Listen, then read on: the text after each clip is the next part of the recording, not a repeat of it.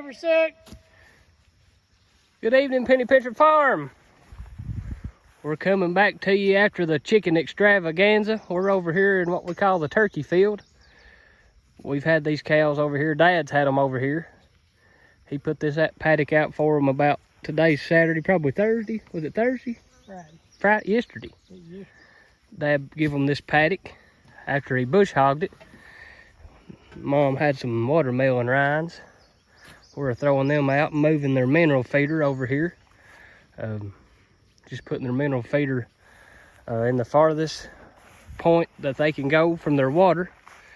And look at this, guys. I tell you what, they ain't nothing like a good cut green field in June in Kentucky. Looking good. It sure looks good, and it sure makes unrolling these paddocks out easier. I know that. But guys, this is what you can call high cotton. And Dad, he was to tell me, he got to looking on the bush hog, and some of you fellas is gonna say I'm crazy because I didn't know this already. But there's a thing on the back end of our bush hog that he raised the level of the bush hog up, kind of like a lawnmower deck. And he said he was getting 10 inches of clearance under that bush hog. And what that achieved was all this clover. He went right over the top of it. And he didn't, I mean, you see all these clover seeds and buds, whatever you want to call them. You can see that they went unscathed. So I mean, you guys can remember and look back at the other videos.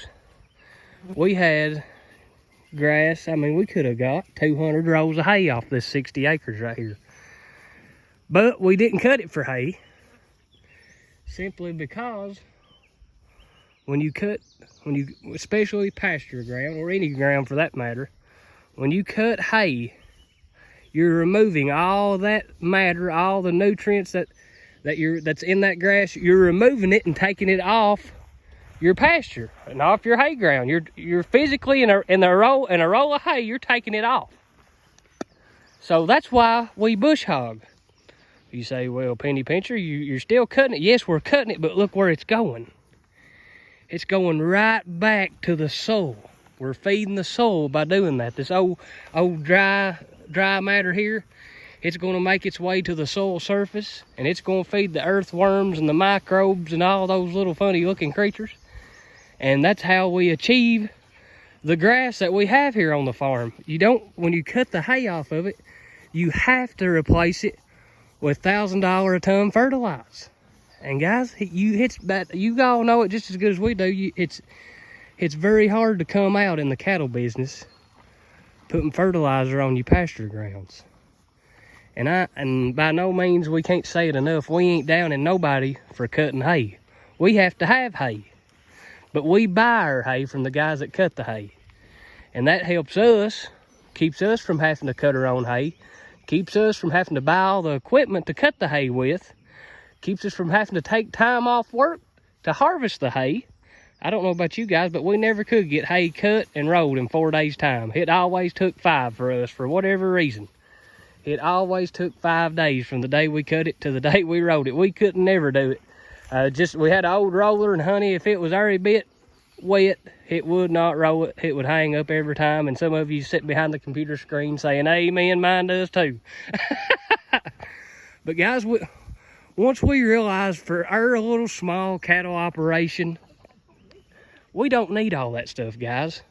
We traded all the hay equipment in, traded all the fertilizer bills in for a little bit of poly braid and a few reels like you see hanging off the back of that side-by-side right there. And we move our cattle all over the farm every couple of days to a new spot. And they're eating the grass down, fertilizing, pooping, peeing as they go. And in return, over about 3, 4, 5 years of doing this, guys, you see the product. Look at this. This field ain't had fertilizer on it in 5 to 7 years. I keep saying 5 to 7 because I'm not real sure. I need to get you guys an exact date. Look at that clover right there. That bee is germinating. Guys, you want life in your pasture fields. You don't want to walk across your pasture fields and not see no honeybees, not see no butterflies. Look at that butterfly going through there. I hope you can see it. big monarch, a big orange one, like they taught you in science class in middle school. You want to see life on your pasture fields. If there's no life on your pasture fields, guys, they probably ain't much grass. I mean, that's the truth of the matter. These little tree swallows, they've finally navigated themselves in, and they're catching flies like crazy, going over the tops of the back of these cattle. And things is just, guys, this right here, you can't tell me any different. This is just the way it's supposed to be, guys. I mean, it's so cost saving. Number one, it don't cost near as much money to do it this way as it does harvesting your own hay, paying for your equipment, buying all this high price equipment, then having to put the high price fertilizer back on it after you harvest the hay. Guys, if you're on a small scale like us, and it's only going to take you 15 or 20 rolls of hay to get your cattle through the winter, because you've got enough grass, if you manage it right, to get them to February before you even have to start thinking about feeding hay, guys, I would seriously consider putting in some electric fence and moving your cattle around your farm. It's just, gosh, it's helped us aside. It's a whole new way of life, a whole new way of thinking here, that we've just been tickled to death that we've found it and started doing it. And there's no science to it, guys. There's no back-breaking labor. There's no writing $1,000 checks. I mean, it's $150 will get you a reel loaded with 1,300 foot of poly braid. And I think the step-in post, now the O'Brien, the white post like we use, is about $4 a piece, something like that. But honey, let me tell you what, they're worth every penny of it compared to the snap post like you get at Tractor Supply or somewhere like that, the old style step-in post. Guys, I'm telling you, if you already have electric fence around your farm, I mean, guys, you were just a few seconds away from a whole new way of farming. With them birds on top of that cow's back. That's what we're talking about, life on your farm, guys. And the cattle will tell you that they're doing good. We got them a mineral lick out over there on the other side of the mule. It's cool here in eastern Kentucky. It's probably just 80 degrees today or something. It is plumb nice. A little breeze is blowing.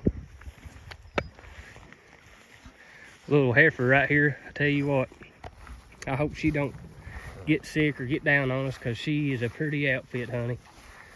Guys, and cattle, I was watching them before we come over here while we was still packaging up the chickens. Man, cattle is selling at a premium right now, guys. I mean, they're selling 400-pound calves for $700 a head.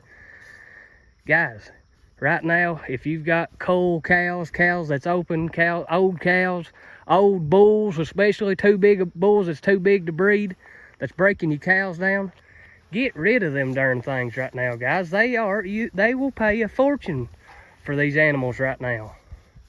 And stock up on the good ones. You're going to pay good money for a good one. I don't care if the market's good or bad. You will pay good money for a good animal. And that's the way it has been, that's the way it always will be, and that's the way it should be. Good animals will perform better than just mediocre animals.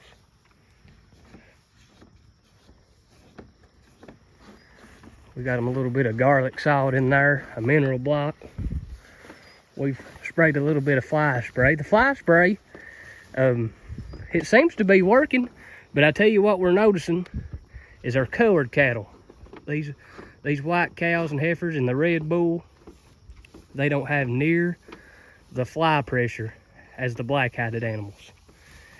And I just tell you, the market's changing. Here in Kentucky, my whole life, if you didn't have a black-hided animal, you could take 20 cents off of that animal if you took it to the sale barn. 20 cents off a pound.